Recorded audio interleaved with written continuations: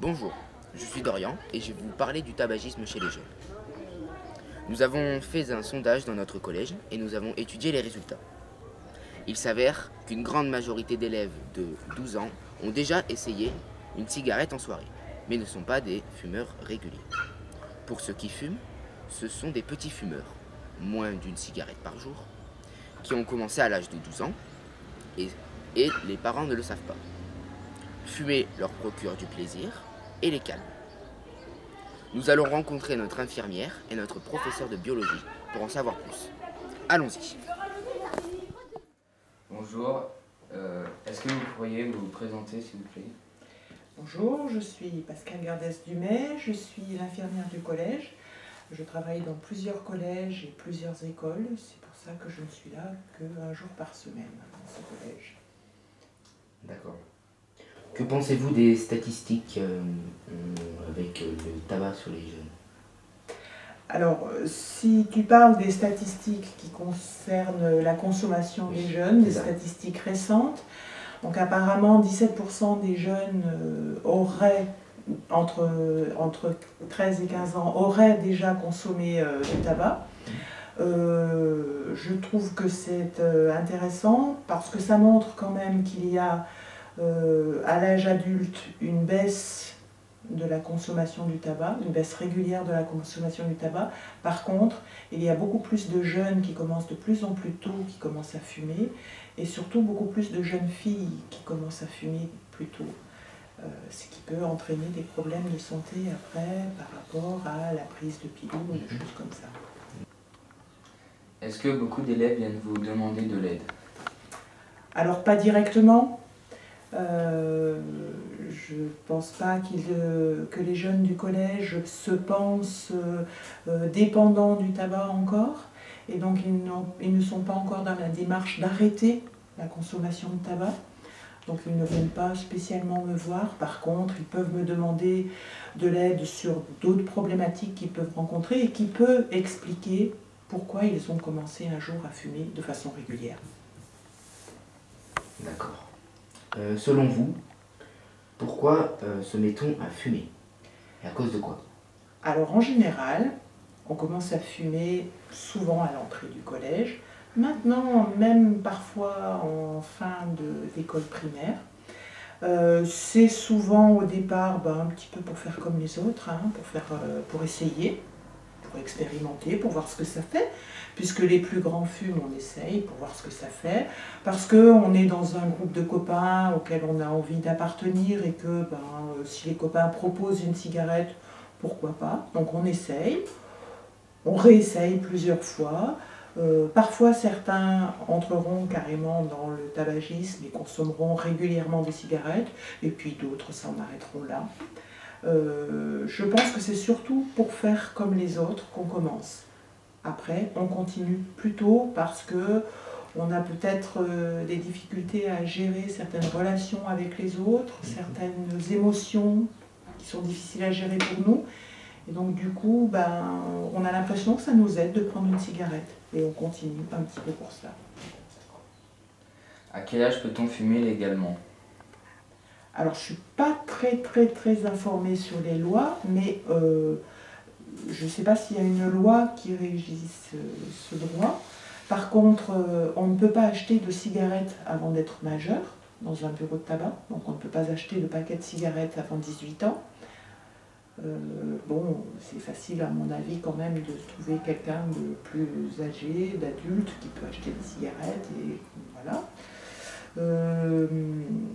Par contre, il y a des lois qui régissent les endroits où on peut fumer ou pas fumer, et pour tout le monde, dans les lieux publics, on ne peut pas fumer. Donc il n'y a pas d'âge particulier auquel on peut fumer ou pas, c'est que dans les lieux publics, personne ne peut fumer. Que faites-vous pour la prévention? Quelles sont les différentes sortes? Alors qu'est-ce qu'on fait? Alors techniquement au collège, on a un organisme qui s'appelle le CESC dans chaque établissement, qui est le comité d'éducation à la santé et à la citoyenneté, qui se réunit chaque fois en début d'année et qui décide d'interventions qui seront faites auprès des jeunes sur différents thèmes. Donc régulièrement, bien sûr, je siège dans ce CESC et régulièrement, on me demande de faire des interventions auprès des jeunes sur différents thèmes. Alors, on parle souvent de conduites addictives, de conduites à risque, c'est-à-dire qu'on doit intervenir auprès des jeunes pour parler de toutes les addictions, tout ce qui provoque des addictions, de la dépendance. Le tabac en fait partie, effectivement. Et cette année, nous avons fait, il n'y a pas longtemps, une intervention auprès des 5e avec l'assistant social du collège pour parler des conduites addictives. Alors, ce n'était pas spécifiquement sur le tabac, c'était pour parler un petit peu de toutes les conduites addictives parce que le principe est toujours un petit peu le même. Si on a envie d'aller prendre de l'alcool, de la drogue, du tabac, c'est souvent parce que au départ on expérimente et puis après on a, ce que je vous disais tout à l'heure, des difficultés à gérer ses émotions, et donc on cherche un produit qui pourrait nous aider là-dedans. Et le tabac est un de ces produits-là. C'est pour ça que quand nous parlons d'intervention auprès des jeunes au collège, nous parlons plutôt de la prévention des conduites addictives. Et toutes les années, on fait une petite intervention sur ce thème, alors plutôt avec les élèves de 5e, parce qu'on s'est rendu compte que c'était souvent à cet âge-là, au niveau de la classe de 5e, que les jeunes commençaient à rentrer dans le tabagisme. Donc c'est pour ça qu'on fait cette intervention à ce moment-là.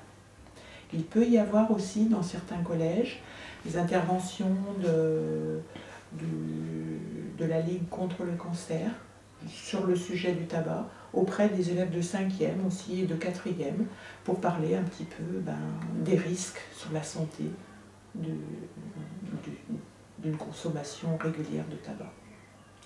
D'accord. Savez-vous comment faut-il faire pour arrêter de fumer? Je ne sais pas vraiment comment on peut faire pour arrêter de fumer. Le mieux, je dirais, à votre âge, c'est de ne pas commencer. Parce que quand on commence, au départ, on fume une cigarette de temps en temps, etc. Et on n'est pas encore accro. Le problème, c'est que justement, le tabac rend très très très dépendant. Et que c'est difficile après de s'arrêter. Donc le mieux, c'est de ne pas commencer. Après, pour s'arrêter, il faut déjà en avoir envie, ne pas être contraint, en avoir envie de s'arrêter parce qu'on décide que entre les avantages et les inconvénients, il y a plus d'inconvénients. Alors souvent c'est parce que c'est cher, parce que c'est vrai que c'est cher, un paquet de cigarettes ou un paquet de tabac. Ça peut être parce que on commence à avoir des effets un petit peu au niveau respiratoire, on a du mal à respirer, ou alors on prend souvent des rhumes, des problèmes, des maux de gorge, des choses comme ça.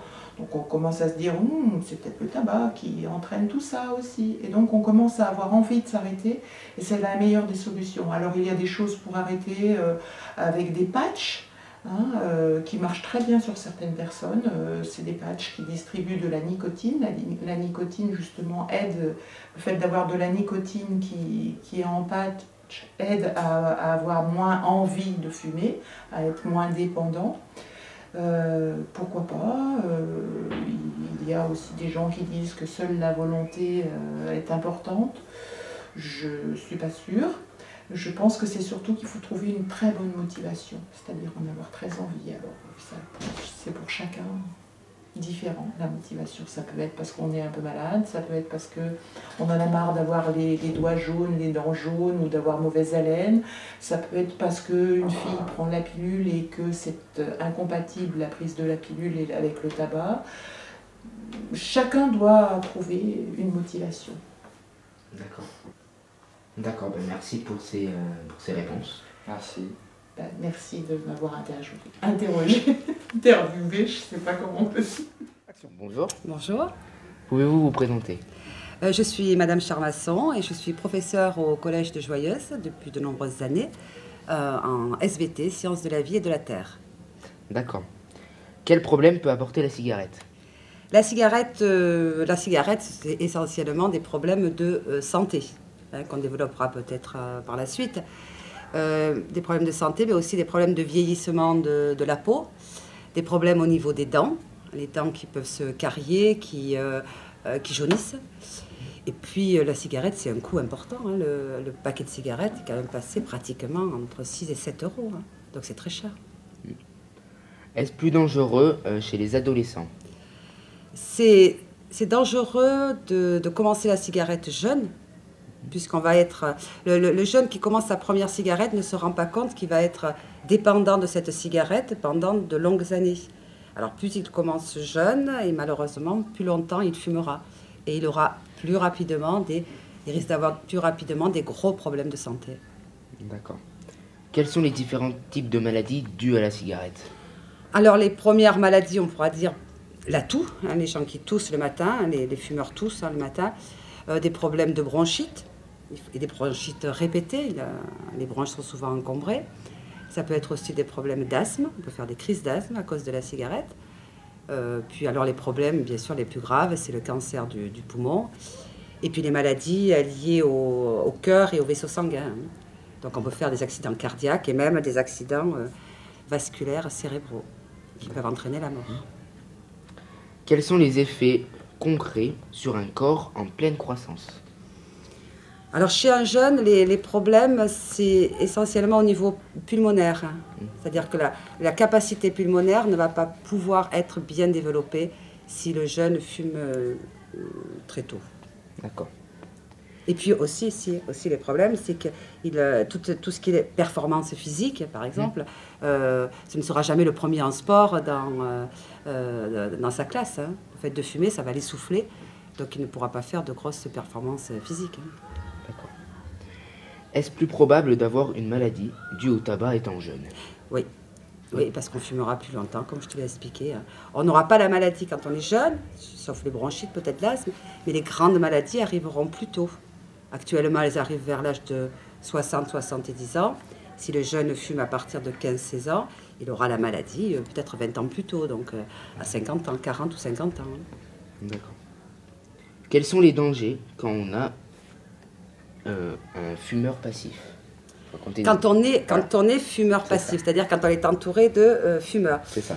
Bon, d'abord, la gêne liée à la fumée. Hein. Les non-fumeurs n'aiment pas du tout cette fumée, qui est une pollution, c'est une pollution de l'air. Hein. Et puis qui sent mauvais. Pour un non-fumeur, ça sent mauvais la cigarette. Hein. Et le non-fumeur va inhaler cette fumée, et le fameux goudron va aussi se développer, se déposer dans ses poumons. Et il risque de faire un cancer du poumon lui aussi, alors qu'il n'a jamais fumé de sa vie. D'accord. Que pensez-vous des statistiques en rapport avec le tabagisme chez les jeunes?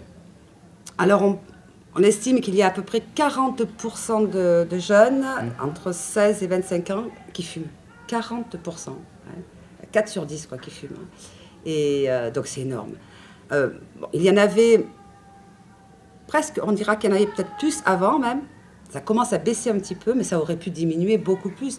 Parce que maintenant, on connaît tous les dangers du tabac. Avant, on ne les connaissait pas, donc on ne faisait pas attention. Mais maintenant, connaissant les dangers liés au tabac, c'est vraiment dommage que les jeunes fument encore. À quel âge peut-on fumer légalement? Alors, la loi intervient uniquement sur l'achat du tabac. Dans un bureau de tabac, on ne peut pas aller acheter un paquet de cigarettes si on a moins de 18 ans. Hein. Et le buraliste peut demander la carte d'identité. Hein. Voilà, donc c'est essentiellement... Mais dans la rue, tu ne vas pas te faire verbaliser si tu fumes. D'accord. Selon vous, comment faire pour arrêter de fumer? Alors, pour arrêter de fumer, c'est très difficile. Hein. On s'est rendu compte que parmi ceux qui veulent arrêter, déjà, la moitié n'y arrive pas. Hein. C'est très difficile. Le mieux, c'est d'en parler déjà à son médecin qui va conseiller, parce qu'il y a les fameux patchs, mais c'est les patchs de nicotine, hein, pour que le cerveau continue pendant un certain temps à avoir cette quantité de nicotine qui passera par son sang. Ensuite, bon, les patchs auront de moins en moins de nicotine. Et donc la personne ne va plus être dépendante du tabac. Bon, à part ça, il y a aussi des groupes maintenant, pour se réunir en groupe, pour essayer de discuter sur la cigarette. Bon, il y a un numéro de téléphone aussi, Infoservice Tabac. Enfin, le mieux, c'est de passer par le médecin. D'accord. Merci. Merci à toi.